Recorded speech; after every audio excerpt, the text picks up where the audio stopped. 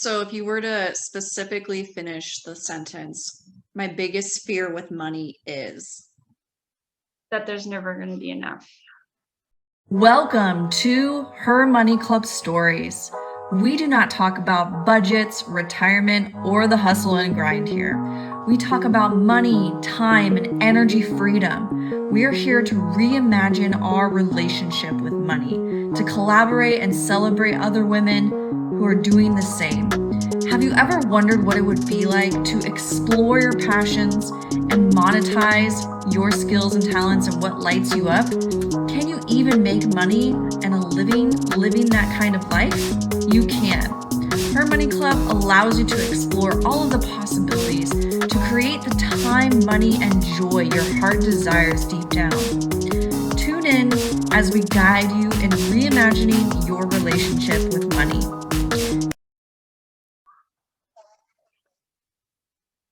Hello and welcome everyone to Her Money Club Stories. My name is Raechelle Minney. I am the founder of Her Money Club. The intention for these beautiful discussions is to collect women's stories of how they've overcome various challenges related to money and to life, and the journey that unfolds within both of those elements. In Her Money Club, we talk a lot about aligning our money strategy with our life purpose and creating this thriving life and the process of that journey. So as we talk further, we're going to collect pieces of these journeys from all of these amazing women to expand us into more of what's possible, no matter where we are all at on that journey. Today, we have an amazing friend and human that I love talking to, Samantha. She is going to share more with us of her money story, and I'll give it up to you. Share a little bit just about who you are, where you're from, and what you are up to in the world. Hi, I am so honored to be here and to be talking about this. It's kind of overwhelming to have this kind of conversation. My name is Samantha Pike. I live on Wolfe Island, which is a small island in the Thousand Islands in Canada. And my journey with all of this, I guess, started in the fall of 2019. And it was at that point that I made a decision to change my life, basically. And then everything started to unfold from that point. That's beautiful. And this all happened a little bit before you and I met. So it's interesting just watching your journey from my perspective. I'm curious to know, like, what made you decide? Like, I talk about making a decision and deciding a lot in my work. So what prompted that decision for you? Yeah, so I guess it was like the fall of 2019 was when I started to dive into the law of attraction, manifestation, like energy work.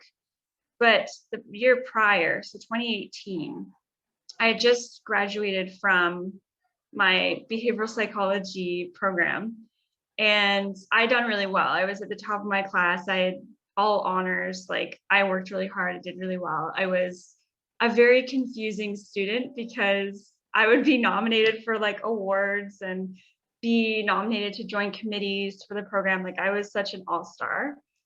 And I knew that I wasn't going to pursue any of it. And it was such a weird dichotomy. And that summer that I graduated, I was applying for jobs. And I'm applying knowing that I didn't want to do anything. I'm writing letters trying to convince somebody that I want a job working for them. And I'm like, I'm trying to convince myself at this point, like, I'm just like not in it, you know? Yeah. And I was really confused and I didn't know what to do. And this, after like, so much time trying to figure it out, there's this one question that popped into my head. And this was the question that I still use today. So it's, what would you rather do? And so I started there because it was a really simple question to ask in the moment. So like, I'm sitting on my couch, I'm feeling very overwhelmed with what I'm supposed to do with my life. And I would just answer the question, what would you rather do? And if in that moment it was make my bed, then I would make my bed. And the reason I found out later why it worked, it was like a ripple effect, because I was basically working towards alignment. I was constantly shifting my energy to alignment. And it starts with making your bed. Like, it sounds silly, but it literally builds on top of each other. So like, after you make your bed, what would you rather do? I would rather work on my huge to-do list that I have to do.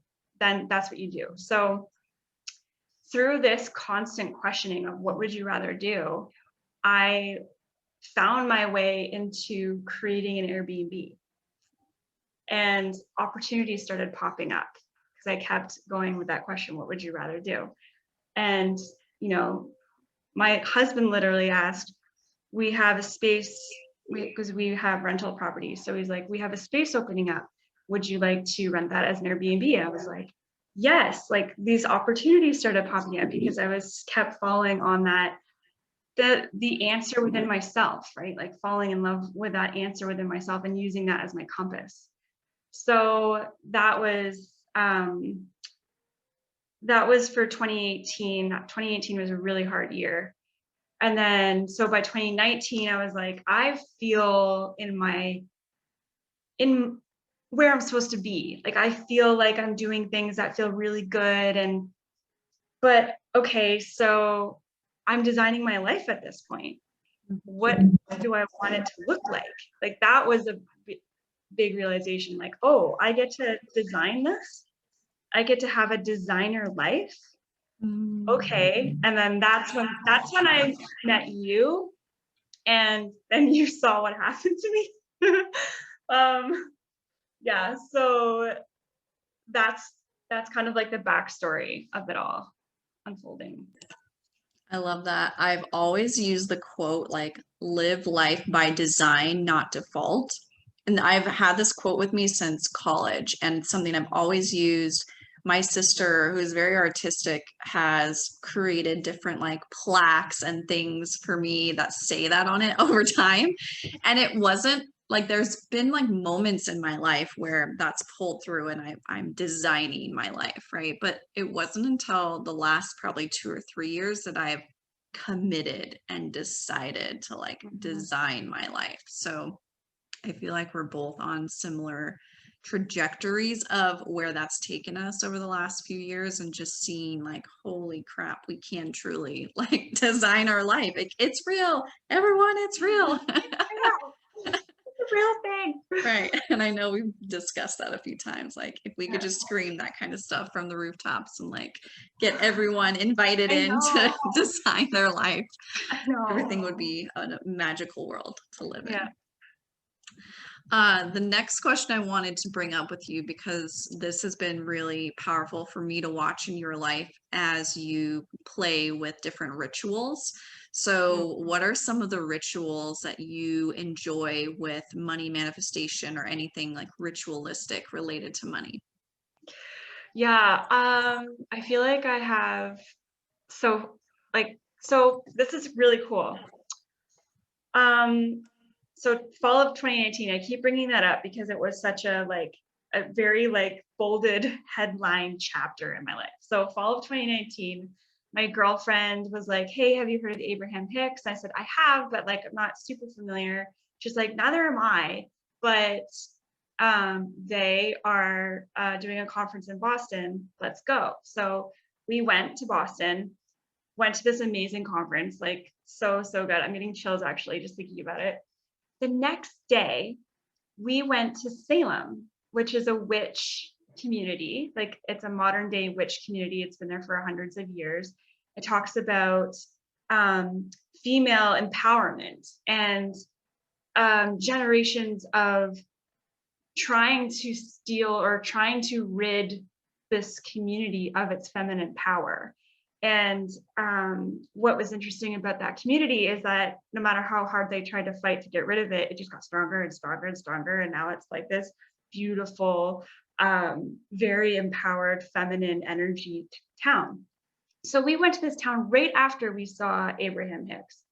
And that's when I was introduced to all these really amazing manifestation rituals and spells. And it was all like childlike and play and fun and exciting. Like I would walk into a store and it was like, these medicines will cure you. And it's just all plant medicine, right? Like it's just mushrooms. And so there's all these books of recipes on how to heal your body.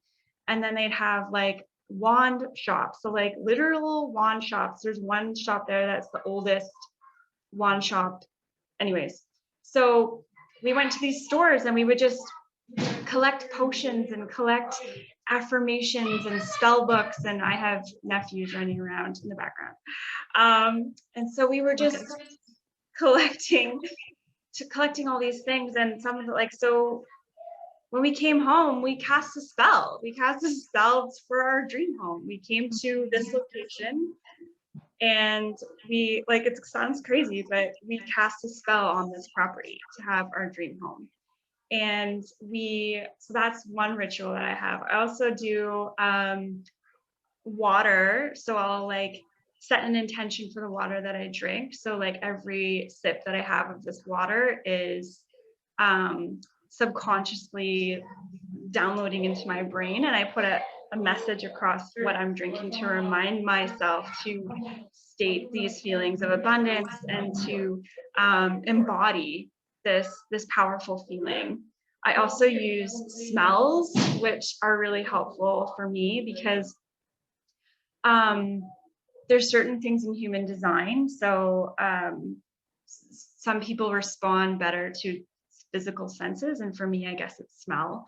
So I actually find it really helpful to be in, like, to experience in all senses really, a high frequency. So something that feels really good. So any kind of, you can get any abundance spray. And when you spray it, it makes you feel good, right? And like, that's the bottom line. It's not that like, I think I'm going to spray this and like, poof, like literally my whole world changes. I know it's not like that, but it's what you're doing in those moments is activating a feeling, a vibration in your body that excites you and makes you feel really good and puts you in alignment to your desires.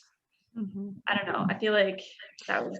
Yep, all of that makes a lot of sense. And even from like a scientific, like Joe Dispenza talks about the actual science behind that. So for anyone who cares to have like the science-based backed information on it, like it's real and you can have fun and play with it like potions and wands and all the things. So yeah, it's super powerful. And think about any time, like I know in yoga, I've been to different classes where they'll like spritz you with a scent, like if you're in Shavasana. And like I get tingles thinking about it right this moment, even though I'm not in that environment, because one of my friends who does it uses rose water, and rose water is very luxurious. Like there's this luxuriousness to it if it's real rose essential oil. And so things like that are just very powerful to awaken this embodiment of luxury and abundance and the things we want to feel in our body, and it does it instantly. So you don't have to have the $1 million in your bank account yet. You can feel that feeling and, to your point, align yourself to those desires and those like the future that you're embodying for yourself right now. So yeah, it's magical. And I think we both have so many stories of like the little tweaks that we've done over time to get to this place that we're at now, but we're also continuing to ascend into. And it's just so powerful how rituals and these little tweaks to how you feel each and every day allow you to create so many new possibilities. So Absolutely. Yeah. Before we leave this topic and transition to another one, any other, like, I know you have a lot of stories, so any one big story you would want to share with how you feel like in embodying your most abundant self has led to an actual manifestation of something? Are you asking about the biggest manifestation that I've had? You've had a lot, so I feel like any of them would be like mind-blowing for anyone listening to this. So just, I guess my ask of you is pick one. Okay, yeah. Okay, so one that I like is, I mean, all my manifestations are amazing. Um, and you're right, like if I think about it, I'm like, well, there's so many to choose from. But okay, so when I manifested my dream car, I was conscious about what I was doing. So I knew that I wanted this car, like it was like, the make, I knew everything about it. I had test driven it once before. And it's a summer car. So I would let go. So the universe knew that I wanted this car. And so in the winter, so by the time fall would happen, I would be like, I'm going to let this go because I don't want to drive it in the winter. Like, I don't need to find it right now. I'm fine. Right. So I just became very content on it arriving when it did, because if the fall would happen and didn't show up, you'd be like, okay, it's off the hook. I'm going to find it in the spring. So like that was a very essential part in the manifestation, because I just was super relaxed about it. So then spring happens. I'm like, yep, ready to go. Let's go this car is going to pop up. So my husband, meanwhile, is trying to convince me to get a different car. He's like, have you thought about this car? And he's showing me different cars. He's like, have you thought about this car? We drove to Ottawa one day, which, well, everyone knows where Ottawa is, right? In Canada. We drove up there. We just drove a different car entirely. And I was like, I don't know what else to tell you, but this is the car I want. Like, I'm not going to make any compromises. This is what I want.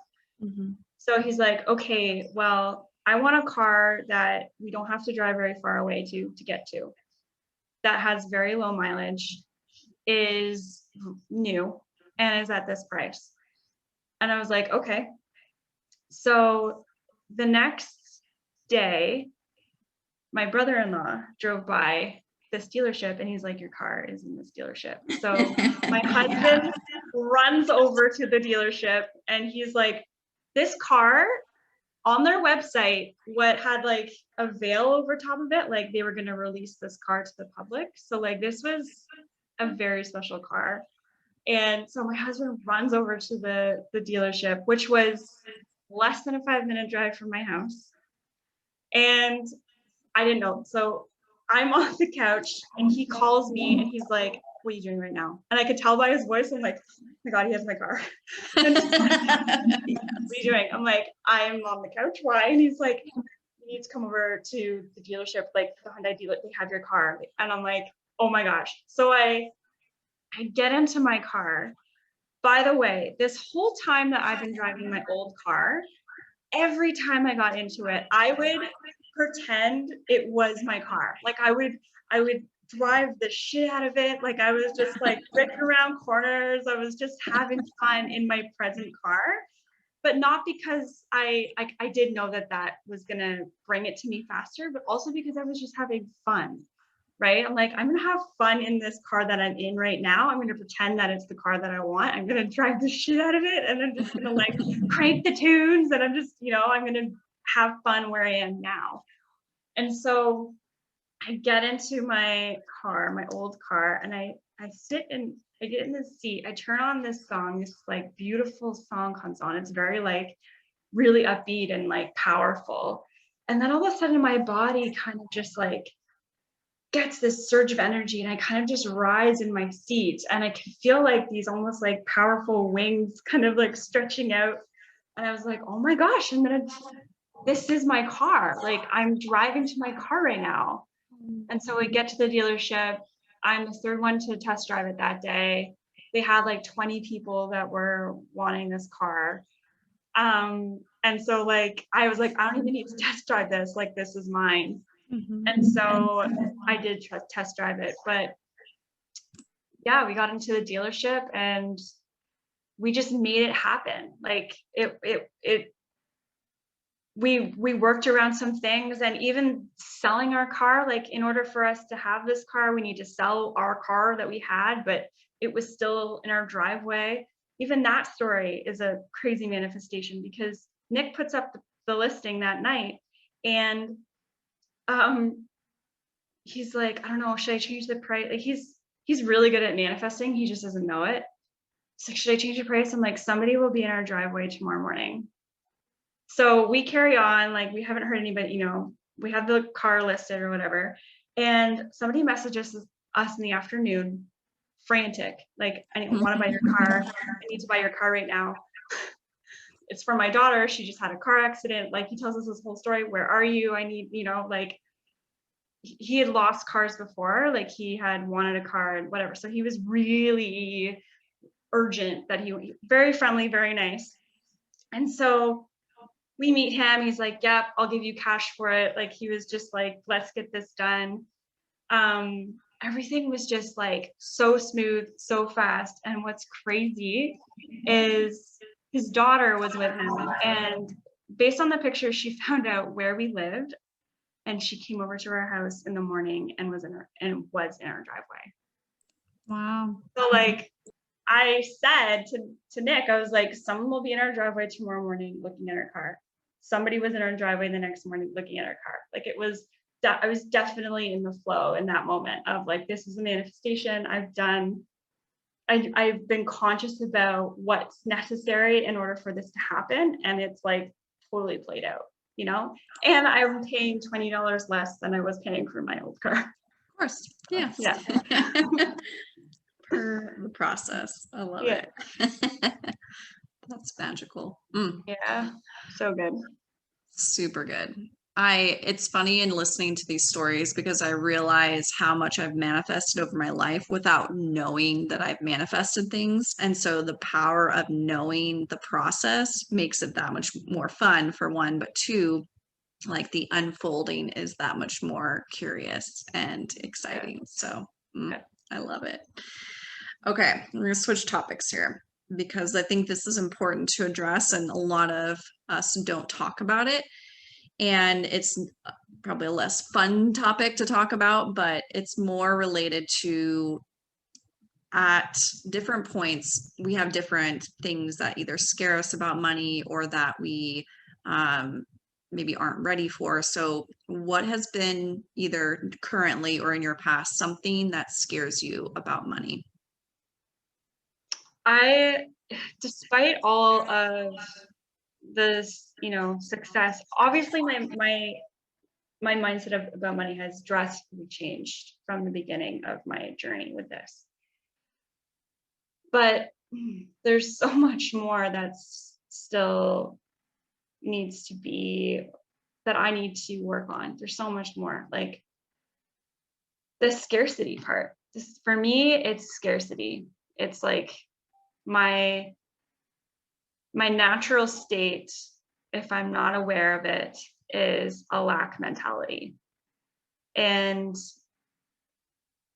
it's something that, thank goodness, I'm like, it goes to show what being conscious about that does for you, because I'm not perfect. Like I don't have a perfect mindset. Like I don't wake up and it's like all day long I'm just high vibing up there. Like that's not it, you know?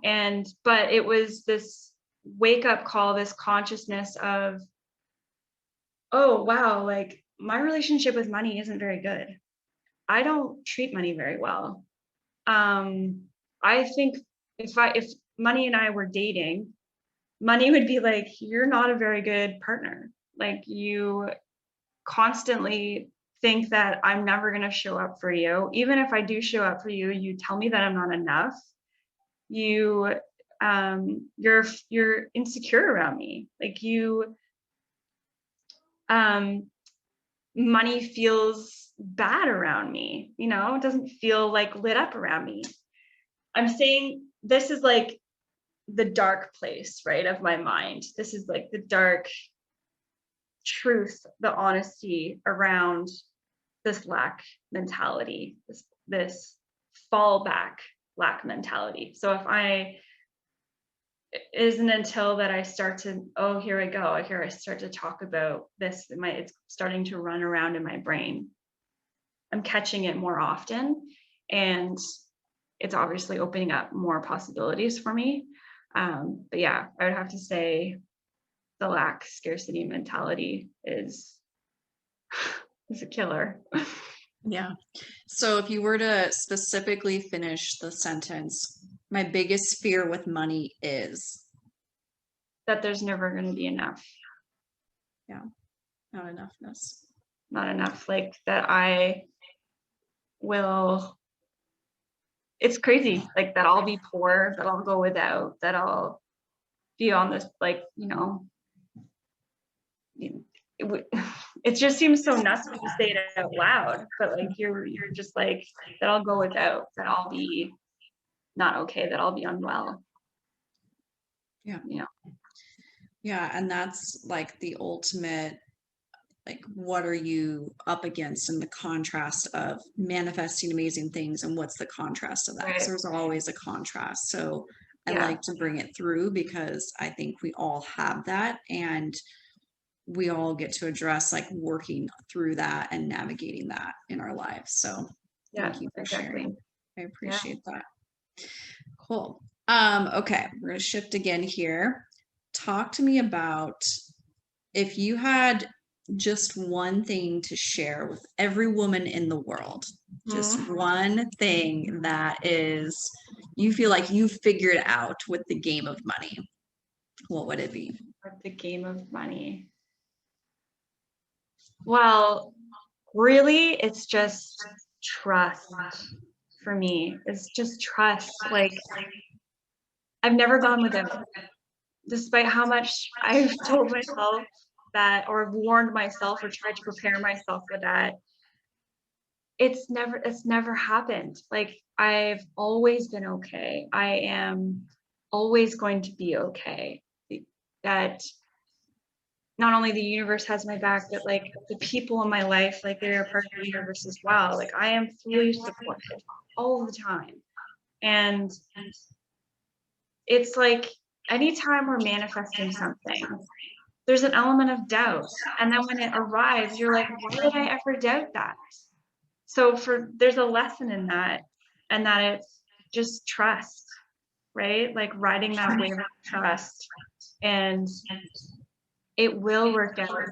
We'll get there. It's going to happen. Like it's a matter of time. It's just a matter of you walking through life and flipping up all the rocks and whatever it is. But yeah, that would be my biggest thing, is just trust and allow, and falling back on that. Yeah. And I want to add to that because in my own story, I have felt the depths of like what we all fear of. Like I've been bankrupt before, like physically, mentally, emotionally bankrupt, like to the point of adrenal failure, to declaring bankruptcy, to all these things. And like, what's crazy about going through that experience is I didn't die. Like my ego died, right? Like that had an ego death in that experience. But like I didn't die. I was not homeless. I had a home the entire time. I had family to take care of me. I figured out, what was wrong with my health. Like I navigated through that and healed parts of what I didn't realize at the time were money wounds. Of my biggest fears came true, and I didn't die, right? Didn't die. So it's just so incredible to have gone through that, experienced it, now become more conscious and aware of what that actually meant to my healing process and journey, and been like, well, damn, I could do that again, and I could just go through it all over again, and probably with way more joy. Right.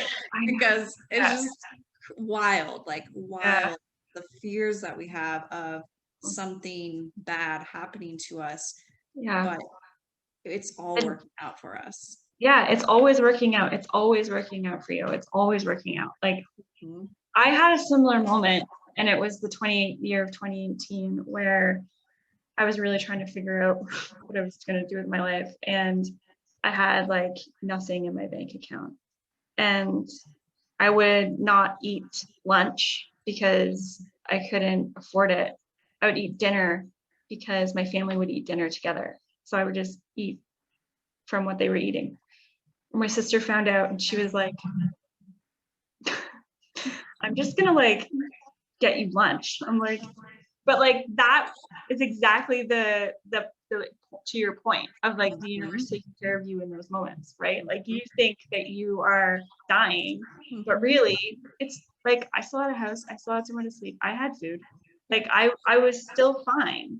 But yeah, like you have these moments of your worst fears coming to life and you're like, oh my God, look at that. It sucks, but like I survived and it wasn't as bad as I thought it would be. Right. It really wasn't. Yeah. It's incredible. So in that process, I moved in with my grandfather because I refused to move back in with my mother. And it was the most beautiful time of my life. Like my grandfather passed away in the time that I spent with him. Like I was with him, living with him for about 4 months before he passed away. And I'm like so thankful and grateful that I was able, like as the firstborn grandchild, like to spend that time with him before he passed away. Like, oh, like so incredibly grateful for that opportunity. And that wouldn't have happened had I been, you know, making all the money, not bankrupt, like all the things. Like I probably wouldn't have spent as much time with him. So I just like, it's wild what the universe brings to you when I would have had regrets if I didn't have that time spent with him, right? Because we all thought he was going to live forever. So yeah. Wow. It's That's just incredible. wild. Yeah. All right, let's wrap up a little bit here, but I want to know what projects you're working on that you want to share with the audience here, and if there's any support you would like. Wow. Okay. So there's a couple of things. So I am, like I mentioned earlier in this conversation, I had an Airbnb. I say had because of COVID. But so I've basically creating the Airbnb opened the world to me in many ways. And I created a community for Airbnb hosts to connect and exchange properties with each other for vacation. So that's like kind of my personal passion project that I love working on, and that I am determined to make it a business of my own, for it to be making money of my own. Like that's my friggin' dream. Are we allowed to swear on here? Like that's my fucking dream. So, okay, so I've got that project, and then I've also have a project called Our Manifestation Journey. So what is pretty cool about Our Manifestation Journey is that you can literally go back to the fall of 2019 when we started this and listen to what's happened since then. And like our conversation scratched the surface of what actually happened. This is like a really good teaser video for it because there's so much that I didn't share that happened. And it was obviously through that journey that, so I did this with my sister. I live with my sister. And we did this together, and we didn't expect it to come to this point, but now we are offering our guidance to people now. So you can listen to our podcast, which will kind of guide you through our journey. And you can also reach out to us. We're now offering one-on-one or one-on-two calls. So yeah, we've had our client right now. We have a client and she's been lovely, and like she wrote a review for us the other day and she was like, you guys are life changers, which is again like something that I never expected to kind of come out of everything. But yeah, so that's what our two projects are. And then support, what was that last question? Yeah, so I'll guide you through this. So support in my mind, and you can correct me if I'm wrong, like looks like for you what exactly? Like in my mind, it looks like, okay, if anyone's listening to this and wants support with specifically what manifesting or mindset work, like that's kind of the one-on-two, if you want to describe that in further detail. Yeah, so we would offer 1-on-2 coaching calls with people who are interested in up-leveling their manifestation game. So when we go on a call, we spend an hour with each, with the person, and we basically, our goal is to put them into alignment. So like when we've been listening to Abraham Hicks, it's always been about your vibration and getting into alignment. So we feel that has been what has brought all of our desires to us. And over the course of a year and a half, we have come up with all of these different ways that we can make that possible for us. And when we do, we notice that our desires come to full life. So we're basically an encyclopedia of ways to get into alignment with your desires. And so we would offer the coaching calls. Then afterwards, we offer mindset shifts and behavioral strategies to go with that. Because I have a background in behavioral psychology, I do a behavioral approach in many ways, because that's where people tend to feel more aligned when they feel like they're doing more physical things around their manifestations. So when we can give behavioral strategies, that's also really helpful, been really helpful for our clients as well. I hope that answers the question. Yeah, no, I think that's more clear and like guided in terms of who you help and what specifically you support. And then I think for support for you, in my mind, it's getting in touch with the people that you want for the community that you're building. So like for the Airbnb community, can you describe in more detail who specifically is a really good fit for that community? Yes, and you hit the nail on the head. Like, this is where I would love more support, is in growing my community of super talented Airbnb hosts. So like their properties are like art to them. Like this is their brainchild, and the experience they offer their guests is very very personal to them, to the hosts, right? Like they're creating something for their guests to experience. It's not just a place to stay. They've created a destination, and they're extremely passionate about it. So these are like iconic Airbnbs. So our community is pretty tight knit, because our criteria is, it's not that you have a place to stay that qualifies you. It's that you are very passionate about giving these amazing experiences to guests. So yeah, I would love support in growing that community. I would love support in creating this dreamy place where people can go and swap. So like the swapping part is so cool, because the community of itself is so like-minded. They understand what the host gives, right? So like there's this mutual exchange of give, and it's so cool. It's so cool to watch. So yeah, it's lovely. That's beautiful. So if you know anyone who has an amazing Airbnb, or maybe you've stayed in an Airbnb that is super amazing, connect Sam with that person who is really embodying what an iconic Airbnb. I love that word. Like, that terminology stuck for me. So I think that's really what is true about the community that you're building. And where can people connect with you? On Instagram, I imagine, is probably a good place. So Instagram is host to host is the community. So it's hosttohost.co on Instagram. And then our manifestation journey is at our manifestation journey. Beautiful. Awesome. Yeah.